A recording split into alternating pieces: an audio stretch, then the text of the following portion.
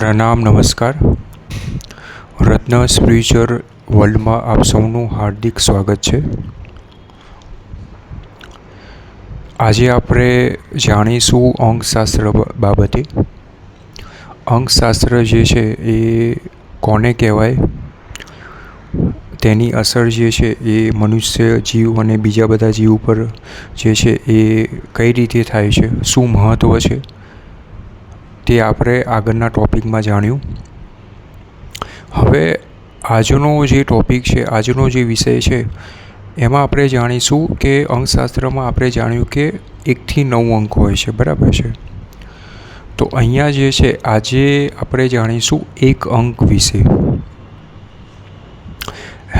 #Numerology #1. તો અહીંયા 1 અંક જે છે એનું શું મહત્ત્વ છે, કઈ રીતે જે છે 1 અંકની અસર જે છે એ મનુષ્ય ઉપર જોવા મળે છે, બરાબર છે. તો અહીંયા 1 અંક જે છે એ આપણે જોવા જઈએ તો જેની જન્મ તારીખ 1, 10, 19 અને 28 હોય, બરાબર છે, તો તેનું અંકશાસ્ત્ર પ્રમાણે જન્માંક એટલે કે જન્મ તારીખ પ્રમાણે જે છે 1 અંક આવે છે, બરાબર છે. હવે 1 અંકનું જે ગ્રહ થાય છે એ સૂર્ય થાય છે, સૂર્યદેવ. 1 થી 9 અંકમાં સૌથી પહેલો અંક એ 1 છે. એનો મતલબ એ થયો કે જે પહેલું હોય એ શું હોય, એનું મહત્ત્વ હોય, બરાબર છે. એમાં જે છે એનર્જી પાવર વધારે હોય, બરાબર.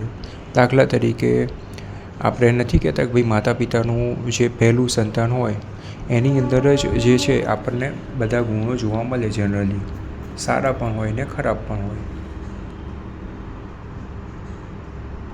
તો અહીંયા જે છે એ 1 થી 9 અંકમાં જે છે એ 1 અંકનું મહત્ત્વ જે છે એ વધારે છે, પહેલો અંક હોવાના કારણે. બીજું જે છે ને એ નવગ્રહનો રાજા, નવગ્રહનો જે અધિપતિ છે એ સૂર્ય થાય છે, બરાબર. તો અહીંયા 1 અંકનો ગ્રહ પણ સૂર્ય થાય છે, બરાબર છે. હવે 1 અંકનો જે વાર છે એ રવિવાર થાય છે, બરાબર છે. બીજું આપણે જે છે 1 અંક જે છે એ તેનો જે છે શુભ જે કલર છે એ આપણે જોવા જઈએ તો અહીંયા સોનેરી, પીળો અને બદામી કલર છે, બરાબર છે. અને આપણે દેવ પ્રમાણે જોવા જઈએ તો 1 અંક જે છે એ આપણે જણાવ્યું કે ભાઈ સૂર્યગ્રહ છે, બરાબર છે. અહીંયા બીજું જે છે એ આપણે જાણીએ તો 1 અંક જે છે એ તેના જે દેવ છે એ વિષ્ણુ ભગવાન છે. એનો મતલબ એ થયો કે જો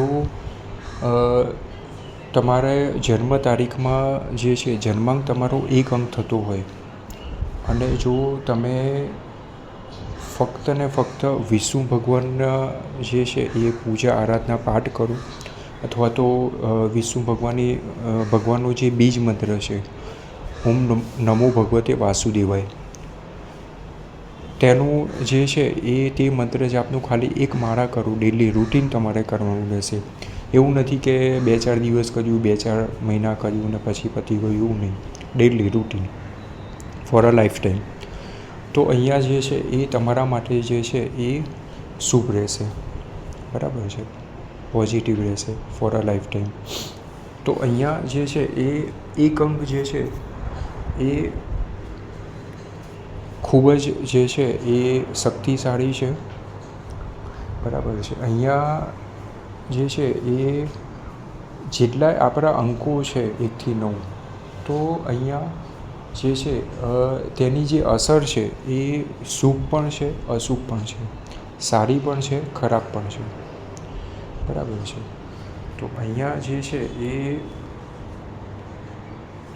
એક અંક જે છે એમાં આપણે જોવા જઈએ તો સારો સમય જે 12 મહિના હોય છે, તો 12 મહિનાની અંદર એક અંક જેનો હોય, તો 12 મહિનાની અંદર એવા કયા મહિના છે કે જેની અંદર જે છે એ જે તે જાતકને જે છે એ સમય શુભ રહે.